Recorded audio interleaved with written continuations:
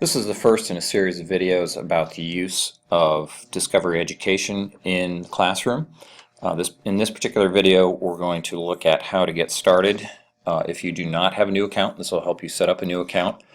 We'll run through the setup of a new account. It is pretty straightforward, but sometimes people get a little tripped up on the difference between what you see here, new user passcode, create new user, and logging in with your existing username and password and then getting in the first place. So we'll take a look at that.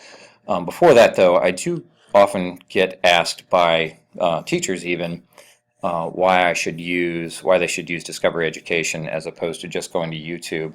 And my answer to that would be I'd like to use an analogy that when I am working with students doing research here at the high school, they often ask me, well, why should I go use these databases that you're showing me as opposed to just going to Google and getting lots of information very quickly? Why should I take the time to sign in and do all that, the steps that are required to get to the databases instead of just going to Google first? And the answer to that would be that, once you do that, if you use Google for research or if you use YouTube to find videos, you are in both cases having to sift through a lot of different videos or different pieces of information, and you're having to decide on reliability, credibility, validity of information. And obviously with YouTube you have the additional problems of access here at the high school because of the filter and just the content in general. You have to obviously preview and see if things are appropriate or not. So if you use Discovery Education, you don't have to worry about any of those things. You are getting good reliability, credibility, validity. The videos are high quality, they are previewed, and they are standards aligned, and you can search by content and by standards as well.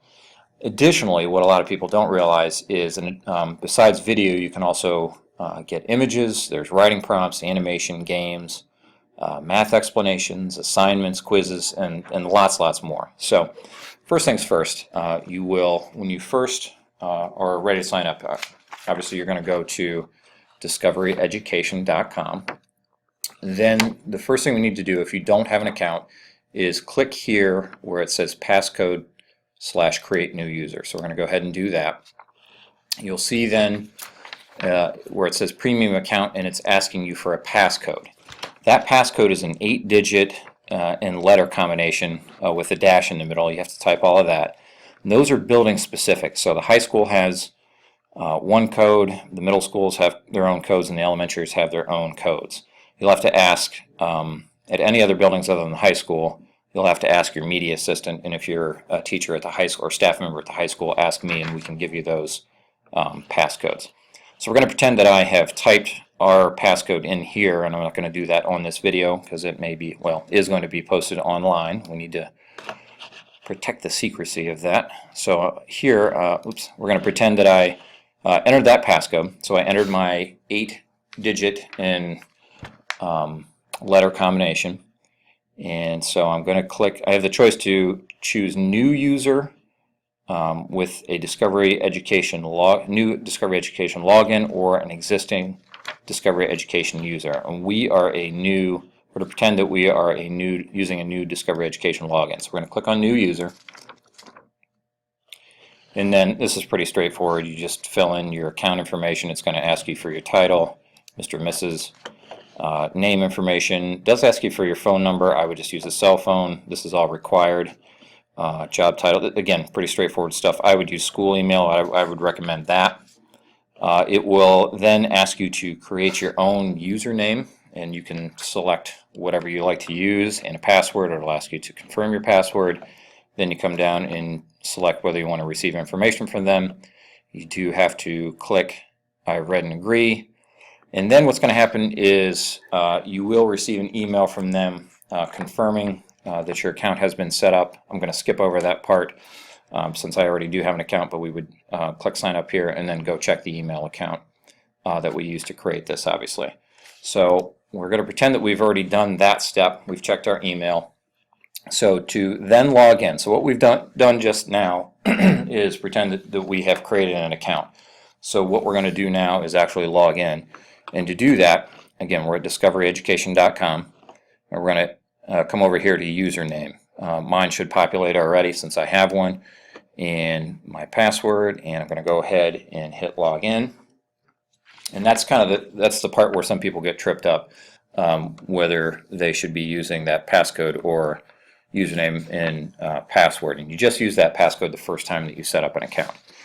You will land here on this kind of home screen. Most people prefer not to use this screen as their sort of their base of jumping off.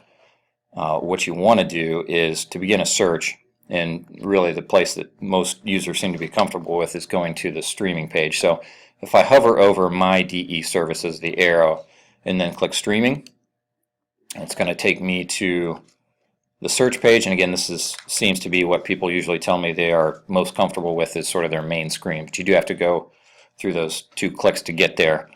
And this is where we start our search. And we're going to leave that for the next video because there are a lot of different options. One of the great things about Discovery Education is that you can search by grade level, you can search by subject first and then grade level, or you could search by grade level and then subject.